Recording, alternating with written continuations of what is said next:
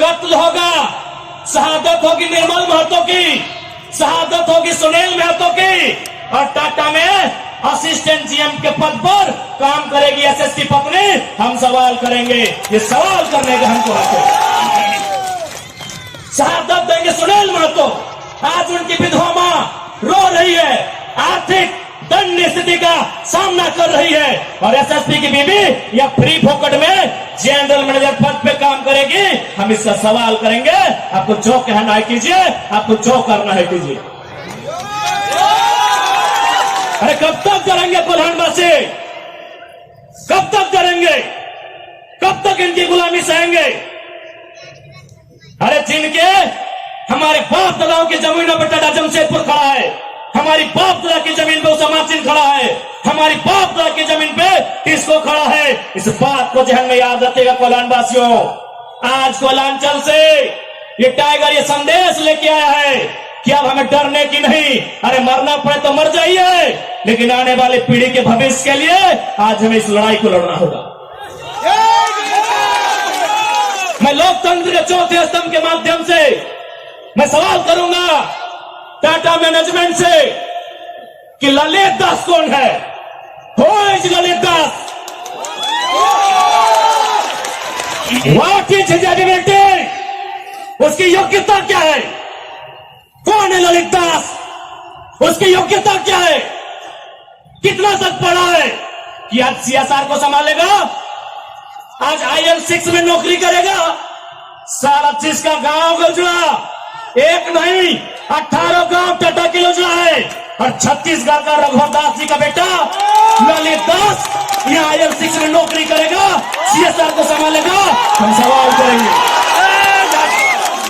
पूछेंगे मैनेजमेंट से, छापिए इसकी हेडलाइन में कि जयराम महतो टाटा प्रबंधन से सवाल करता है, जमशेदपुर की टाटा प्रबंधन से, कि ललित दास कौन है, क्या है उसकी योग्यता? बाहर बादशाह मजाक बना के रख दी है। कत्ल होगा हमारा, लहू बहेगा हमारा, हमारी लहू से स्वर्णरेखा की नदी लाल होगी, हमारी लहू से दामोदर की नदी लाल होगी, और ललित दास माला माल होगा। हम सवाल भी करेंगे और बवाल भी करेंगे, इस बात को लिख लीजिए। आइए सामने टाटा के प्रबंधन, और हमें उत्तर दीजिए कि ललित दास कौन है, क्या है उसकी योग्यता?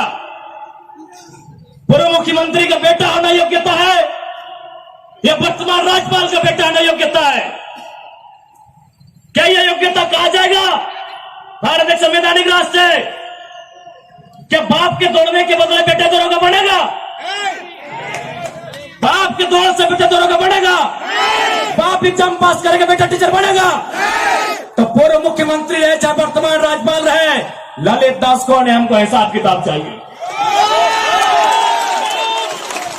आज ना ये चुनावी भाषण देने आए हैं, न राजनीति की बात करने आए हैं। एक संदेश लेके आए हैं कि कोयलांचल और कोल्हान के लोगों, हम दो हमारे दो नहीं, बिल्कुल इस भ्रम में मत रहिए। हम दो हमारे दो नहीं, तीसरा पैदा कीजिए, उसको निर्मल महतो बनाइए, उसको हथियार से लेस कीजिए। अरे कैसे लड़ेंगे आप इनसे? 20 लाख करोड़ की प्रॉपर्टी है इनकी, आप ऐसे लोगों से लड़ पाएंगे? आपका टीचर बेटा लड़ पाएगा? आपका वकील बेटा इनसे लड़ पाएगा? आपका डॉक्टर बेटा इनसे लड़ पाएगा? इसलिए आज कोल्हान और कोयलांचल, हम दो हमारे दो नहीं, तीसरा पैदा कीजिए, उसको निर्मल बनाइए, और उन पैमानों से युद्ध के लिए तैयार कीजिए। आपको बचाने कोई नहीं आएगा। अरे आप किससे उम्मीद करते हैं? एसएसपी, आपको जानकारी होना चाहिए, एसएसपी टाटा का साथ देते हैं। हिंदू मुस्लिम का राइट होता है, 44 मुसलमानों की दुकान तोड़ी जाती है, उस समय धारा 144 होता है, लेकिन टाटा रातों रात रोड बनाता है, धारा 144 का कहीं जिक्र नहीं होता है। आपकी सुरक्षा कौन करेगा बताइए? कौन करेगा आपकी सुरक्षा? ये हम आप बताइए हमें, कौन करेगा आपकी सुरक्षा? आज ये डोबो का वीडियो किसी हो, कोई डोबो का सीओ है, पहले मैं कहना चाहूंगा यहाँ बहुत सारे पुलिसकर्मी हैं जो ईमानदार हैं, उनको नमस्कार है।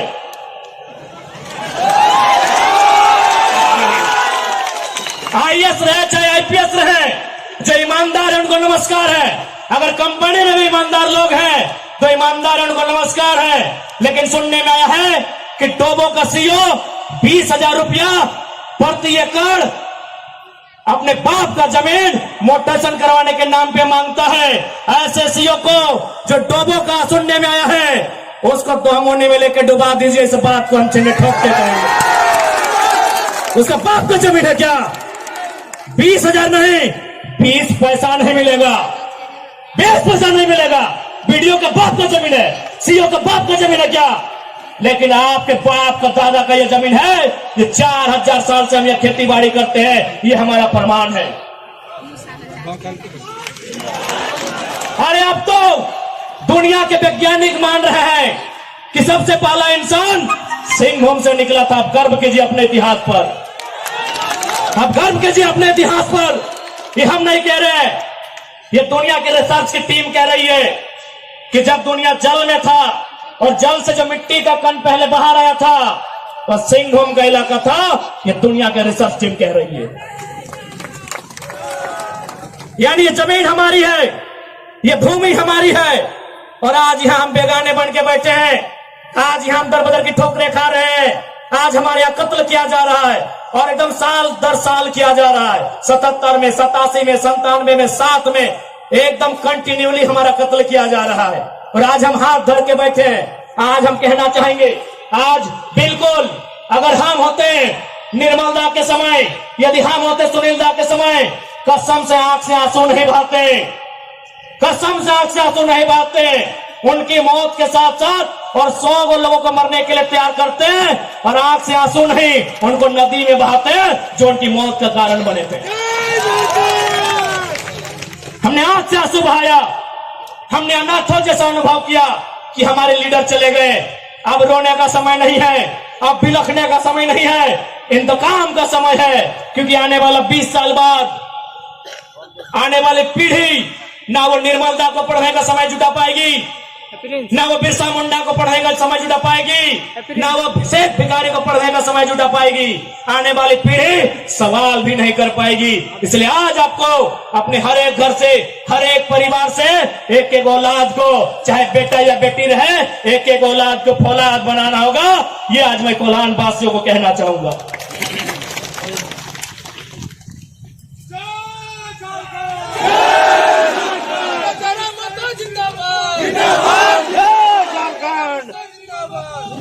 आज मैं एक सवाल करूंगा इस भीड़ से, मैं सवाल करूंगा टाटा नगरी में बसे बड़ी बड़ी इमारतों में बैठे लोगों से कि जब 1907 में टाटा की स्थापना हुई थी, मालिक कौन था? टाटा का कोई होगा? जब 1907 में टाटा की स्थापना हुई थी, मालिक कौन था? Who was the founder? Who was the owner? Tata का कोई होगा? नौसेरे भाई टाटा या जो भी उनका नाम है। आज 115 साल बीत चुके हैं। आज टाटा का मालिक कौन है? आज भी टाटा का मालिक टाटा का वंशी है। 100 साल पहले टाटा ने पूंजी का इन्वेस्ट किया था, आज 100 साल बाद भी टाटा का मालिक टाटा का वंशज है। लेकिन एक सवाल होगा मेरा, 100 साल पहले जिन कुर्मियों ने, जिन संथालियों ने, जिन हो ने, जिन गोड़ाई ने, जिन धीवर ने, जिन अल्पसंख्यक ने टाटा में जमीन दिया था, आज उस परिवार के पास क्या नौकरी है? आज हम सवाल करेंगे। अरे आपने पूंजी लगाया, 100 साल बाद आप मालिक है। हमने भी पूंजी दिया है। पूंजी 2 प्रकार की होती है इंपॉर्टेंट, एक जमीन, दूसरा अर्थ। अर्थ आपका, मालिक आज आप है, जमीन हमारी, हम कहां है? ये सवाल करेंगे। ये कैसा देश है जो कहते हैं ये गांधी का देश है, ये किसानों का देश है? गांधी जी कहते थे कि किसानों की आत्मा बसती है गांव में। तो आज कहां है गांव? आज कहां है किसान? केवल पूंजीवादी का हावी, आज चारों तरफ केवल कैपिटलिज्म के लोगों का दबदबा। ठीक है, हम विकास के विरोधी नहीं है। अरे हमने इंसान भी दिया है और जमींदार भी दिया है। हमने इंसान के रूप में कभी बिरसा भगवान को दिया, कभी भागीरथ मांझी, कभी तिलका मांझी को दिया, तो कभी निर्मल महतो तो कभी सुनील महतो जैसे शेर को हमने दिया। और जमीन की बात कीजिएगा तो जहां तक टाटा की नजर जाएगी वो जमीन सारी की सारी हमारी है। क्या नहीं दिया हमने विकास के नाम पे? विकास के नाम पे हमारा कत्ल हुआ, विकास के नाम पे हमारा गांव उजाड़ा गया, विकास के नाम पे हमको लूटा गया। और आज अगर हम सवाल करेंगे तो आप हमें उग्रवादी जैसे शब्दों से नवाजेंगे। तो आज ये बात जान लीजिए, भले आज ये आपका समय है क्योंकि प्रधानमंत्री आपके हैं। सही बात है, किसानों के प्रधानमंत्री नहीं है। भले आप भावनाओं में वोट देते हैं, आज फिर किसान आंदोलन कर रहा है, किसान 700 मर चुके हैं। ये किसानों के प्रधानमंत्री नहीं है। अगर ये किसानों के प्रधानमंत्री होते तो एक रूल बनाते। 1984 तक टाटा ने जो 15,000 एकड़ जमीन का अधिग्रहण किया है उसमें मात्र 3,000 एकड़ में प्रोडक्शन का काम हुआ है।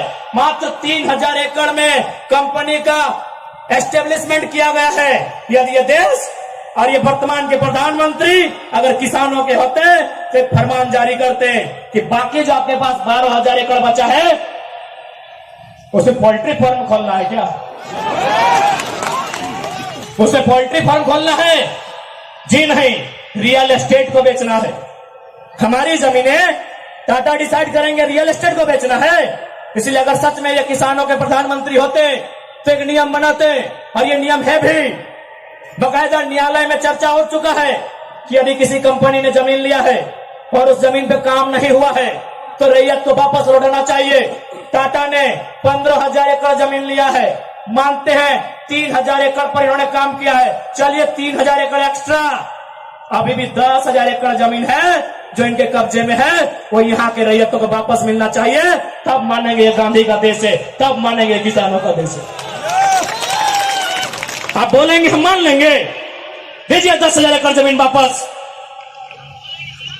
तब मानेंगे किसानों का देश है, तब मानेंगे महात्मा गांधी का देश है। आज और तमाम जितने भी IAS, IPS मिनिस्टर, आज अगर मैं साफ कहूंगा कि संविधान की जितनी हत्या उग्रवादी आतंकवादी करते हैं उससे कहीं ज्यादा वो IAS, IPS और मिनिस्टर संविधान की हत्या करता है जो पूंजीपतियों का साथ देता है।